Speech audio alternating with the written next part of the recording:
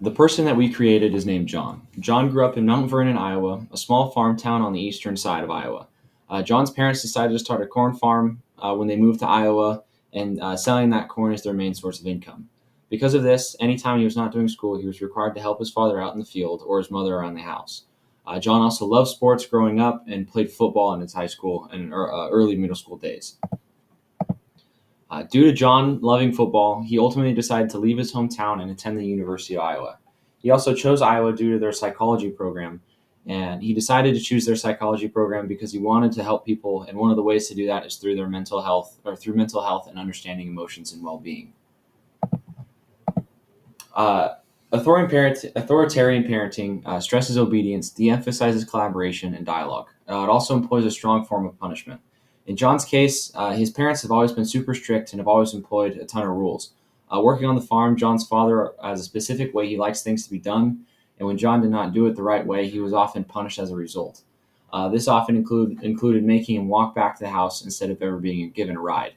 And living out in a small farm town, oftentimes his walk was multiple miles. This made John fearful of his father and created a lot of anxiety whenever he had to do any work. He was ultimately scared of being punished, and it raised a lot of fear and anxiety.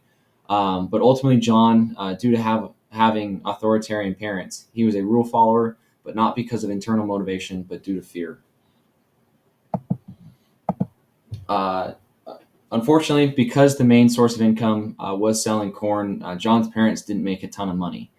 Because of this, they have a low socioeconomic status, and as a result, John's parents almost have to be authoritarian parents, whether they realize it or not, due to daily stressors of financial instability and less time flexibility. They kind of have to have strict rules and demand obedience because they don't have a lot of time or patience to argue or have that emotional conversation with their kids. Uh, Due to John also being a lower socioeconomic demographic, he was always stereotyped as being a lazy or uneducated person based on how he dressed. Since he was always wearing dirty or old clothes, people often assumed that he wasn't going to do well in his psychology classes and will always get bad grades. And again, stereotypes are a set of cognitive generalizations about the qualities and characteristics of the members of a group or social categories. Next, John is in a difficult psychology major, and he's often forced to stay up late to work on class projects. Um, he is also a very hard worker and wants to do well in his class, so he's willing to put in the extra time in order to do well on these projects. He's willing to sacrifice his own sleep in order to get a good grade. This ultimately leads him to not being alert in class, and he begins to fall behind and not understand certain concepts. Begins to find out that he's also more prone to getting sick as well, and it leads to him missing a couple classes due to him having to stay home and not, I guess, rest in bed.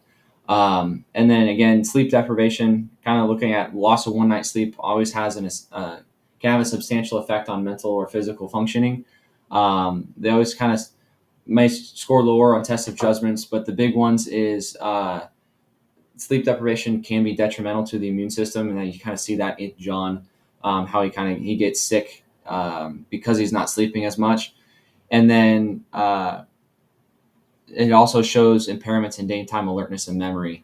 You can see he wasn't alert in class, and he's also falling behind because he's trying to stay awake in class. Since John has not been getting much sleep and getting sick because of all the work he has been doing, he misses class, gets to other classes late, and is tired during lectures. His professor thinks that this is just because he is lazy, but she's not considering the external circumstances that are influencing John's behavior. This is exactly what fundamental attribution error is, the tendency to overestimate the degree to which an individual's behavior is determined by his or her abiding personal characteristics. So the teacher thinks that John's the way John's acting is in class is related to his personality and not the situation that he's in right now. Next up is genetic predisposition, which is a tendency for certain traits to be inherited, including physical and mental conditions and disorders. Now, John has a genetic predisposition from his father to have high anxiety. and so his parents had it, and so now he worries excessively about his future will hold. Um, yeah. So next up is stress. Since John has a genetic predisposition to be extremely anxious, the high amount of stress that he's facing in his life makes his situation even worse. So sometimes it influences how he behaves, causing him to act rashly in ways that he wouldn't act if he was not under a lot of stress. And stress basically is the physiological or psychological response to internal or external stressors. And this can involve nearly every system of the body. Next up is resilience, and this is kind of where the story turns around.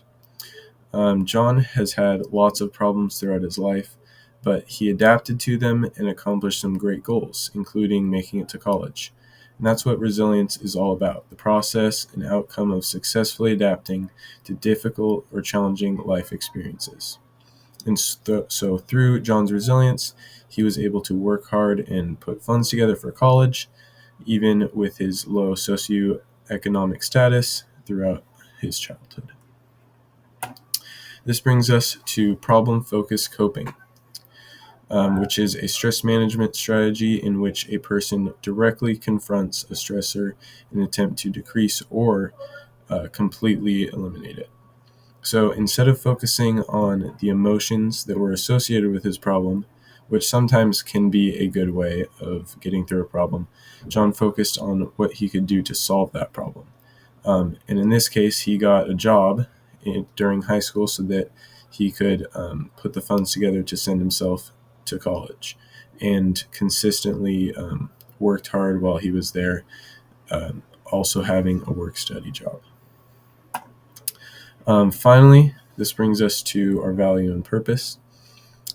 So above all else, John knows that he is made in the image of God, and this gives him his worth and value, not money or anything that's here on earth.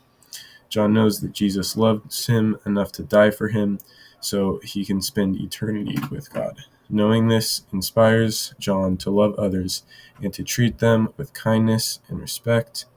He wants to show other people who are also made in God's image the same love that Jesus first showed to him. Thank you.